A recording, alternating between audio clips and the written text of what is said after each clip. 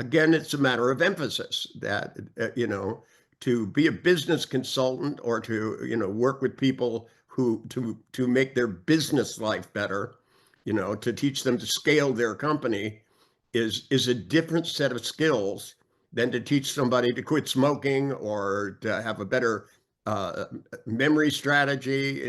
All of these things are helpful, but a business practitioner has certain skills about sales, certain skills about negotiating, certain skills about persuasion.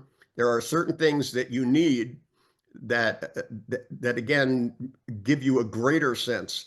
So that to me, to have a practitioner certificate is great, but if you just had a business practitioner certificate, it wouldn't really teach you how to get rid of bad memories and how to do all the things.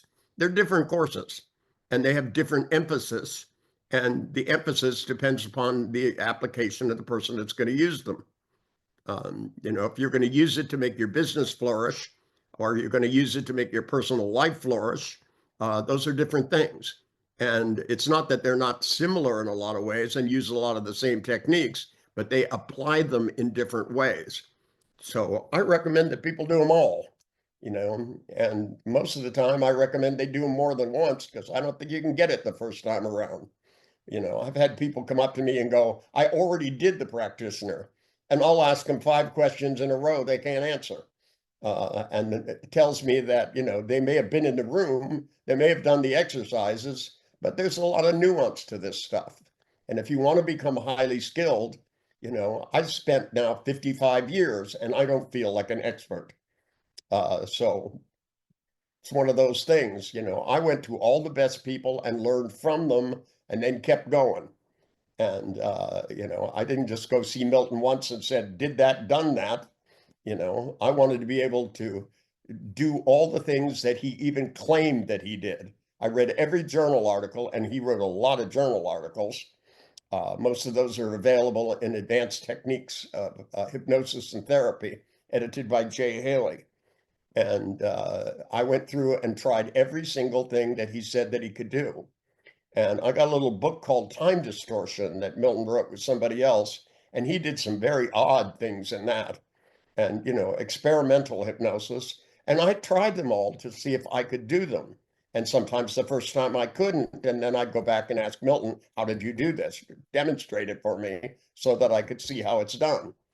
That you don't always learn everything the first time.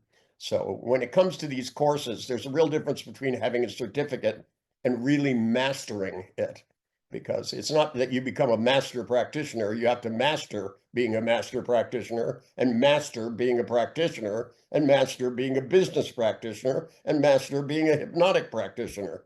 All of these things are things where your skill keeps going. To me, when you get a black belt in a martial art, it really means you're a beginner. A lot of people come up and go, I have a black belt in karate. And I go, so you're just starting, because that's what it means. That once you get a black belt, then you start to go up the levels of black belt. Moshe Feldenkrais was a 6th degree in judo, and one of the only white people ever to be admitted to the Kuyukan. And, when he told me when he got his black belt, he thought he was done. And then he said, much to his surprise, he found out now he is ready to learn the art.